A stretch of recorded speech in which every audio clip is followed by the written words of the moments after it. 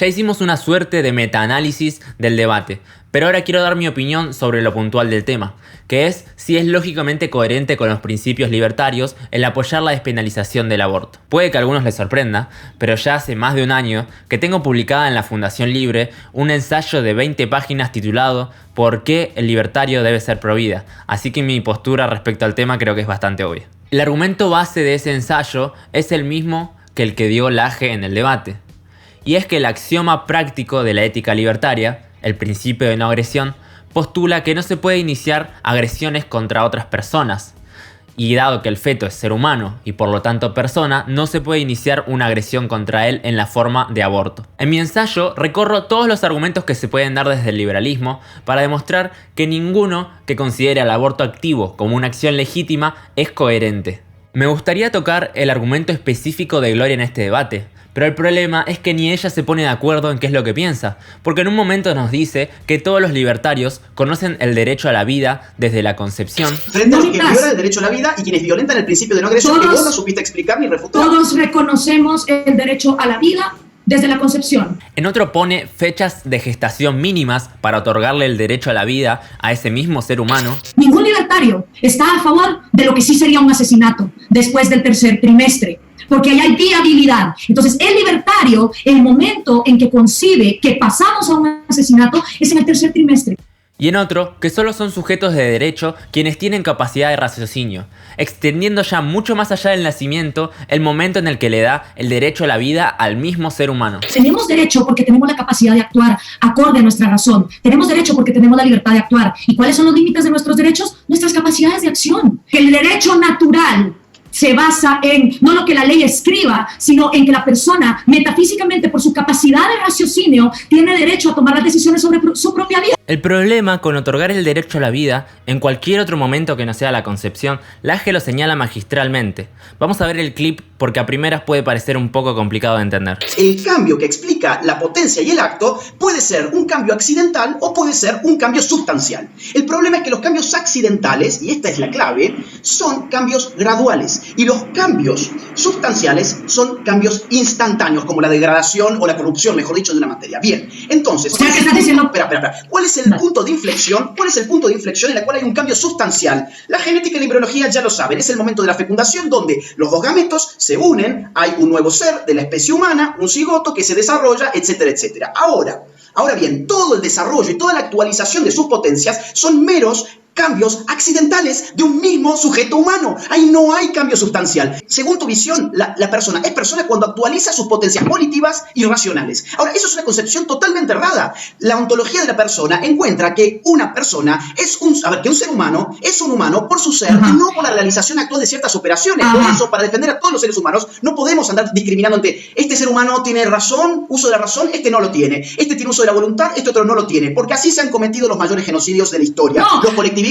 han cometido los mayores genocidios de la historia teniendo una antropología y una metafísica como la tuya. Lo que Laje quiere decir es que cuando se exige un requisito para reconocer la personalidad del ser humano que no sea su propia ontología, es decir, su existencia misma como miembro de la especie humana, se cae en el error de fundamentar la personalidad, que es una cualidad absoluta, en cambios graduales. Si sustentamos la personalidad del ser humano en cambios graduales, implicamos también una graduación de la personalidad. Esto significa que deberíamos aceptar la existencia de personas que son menos persona que otras. Por eso cuando Gloria quiere sustentar la personalidad en el raciocinio, Laje le pone el ejemplo del discapacitado mental. No lo que la ley escriba, sino en que la persona metafísicamente por su capacidad de raciocinio tiene derecho a tomar las decisiones sobre su propia vida. O sea que los discapacitados no son personas. Claro que lo son, y tienen a guardianes que ejercen por ellos sus derechos, igual que los niños, igual que los ancianos, y la... Gloria dice que también considera persona al discapacitado,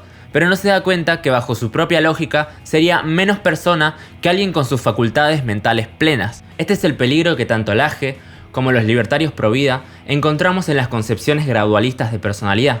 Vemos una ventana a ideologías supremacistas y totalitarias que a lo largo de la historia también han defendido la existencia de personas que son menos personas que otras. Esto abre la puerta, Gloria, a la justificación del derecho del más fuerte sobre lo más débil. Después te cuento, un bebé ya nacido tampoco tiene voluntad ni razón. Entonces, ¿qué? ¿Es menos humano que un ser humano adulto, Gloria?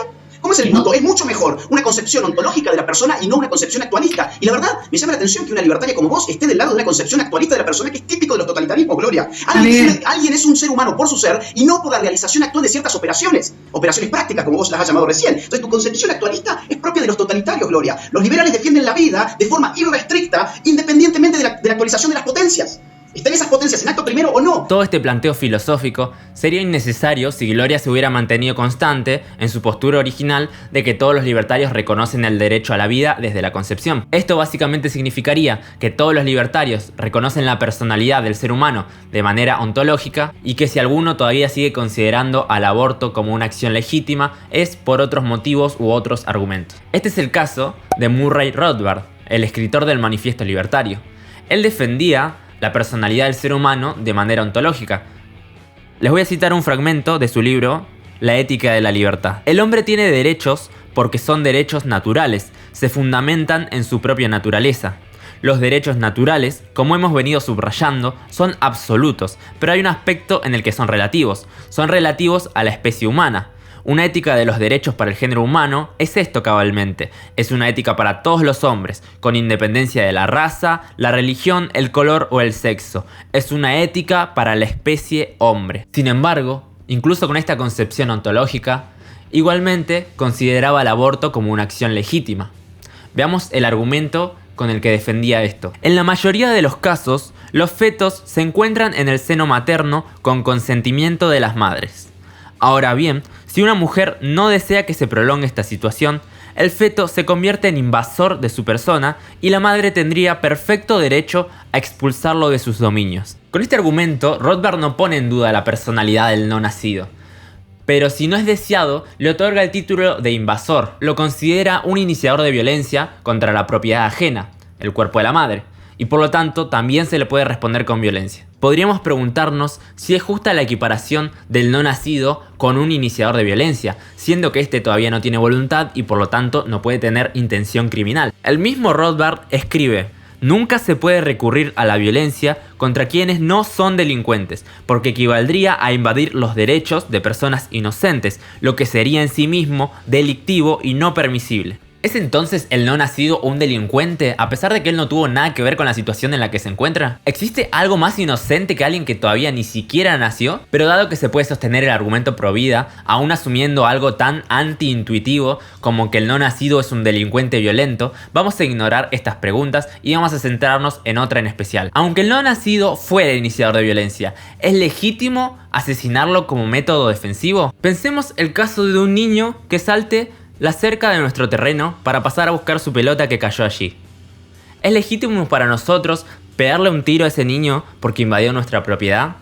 O sea, ¿es legítima esa cantidad de fuerza para defender nuestra propiedad? Pensemos también en un bebé o en un niño pequeño que de alguna manera se cola en el jet privado de un millonario. Si el millonario, estando a miles de kilómetros sobre el suelo, se da cuenta de la presencia de este niño, de este bebé, ¿tiene el derecho de tirarlo por la borda porque no lo quiere dentro de su propiedad? ¿Porque lo considera un invasor? ¿El liberalismo tiene que defender esto? Sorpresivamente, podemos responder a estos ejemplos con citas del mismo libro en el que Rothbard defiende el aborto. Todos los seres humanos tienen derecho a la propiedad de sí mismos. ¿En qué argumentos nos apoyamos para decretar que la minúscula invasión de la propiedad de otro acarrea la pérdida total de la propiedad de sí mismo? Propongo otra norma fundamental respecto a los delitos. El delincuente o invasor pierde el derecho sobre sí mismo en la medida o la cuantía en que priva a otro ser humano de los suyos. Si un hombre arrebata a otro una parte de su autoposesión o del ámbito de sus propiedades físicas, pierde hasta ese mismo límite los derechos sobre sí mismo. De este principio se deriva inmediatamente la teoría de la proporcionalidad del castigo. De la teoría de la proporcionalidad se determina que no es lícito en los ejemplos ni dispararle al niño que entra a nuestro terreno, ni empujar al bebé de miles de kilómetros de altura del avión porque está dentro de la propiedad de un millonario. ¿Por qué? Porque la propiedad que tienen sobre sí mismos vale más que la propiedad que tengamos nosotros sobre el espacio físico en el que se encuentran en ese momento. ¿Y qué sucede en el caso del embarazo? ¿La madre acaso tiene menos propiedad sobre su cuerpo que el niño sobre el suyo? No, ambos tienen propiedad sobre sus propios cuerpos. Pero la cantidad de autoposesión que se arrebata si comparas un embarazo con un aborto es desproporcional.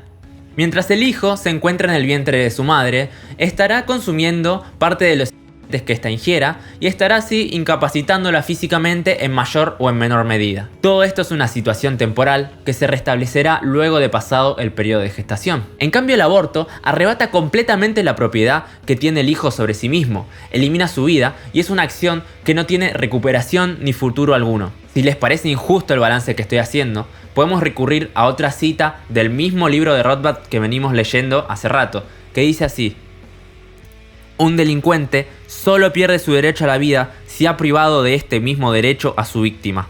Ahora les pregunto esto, ¿acaso el no nacido tiene un rango moral menor a un delincuente que su derecho a la vida no debe ser respetado? Miren, podríamos seguir hablando horas sobre este tema y refutar miles de argumentos que podría haber dado la otra parte, pero dado que no se dieron, me parece que si seguimos ahondando en el tema, estaríamos dándole una complejidad excesiva a este tema. Al que se haya interesado por esta discusión y si quiera tocarlo más en profundidad, les recomiendo que lean mi ensayo, lo voy a dejar en la descripción. Es un ensayo que cuenta con un repaso de los más importantes autores asociados al liberalismo, como Hayek, Mises, Rothbard, Rand, Bastiat, Mill, Locke, etc.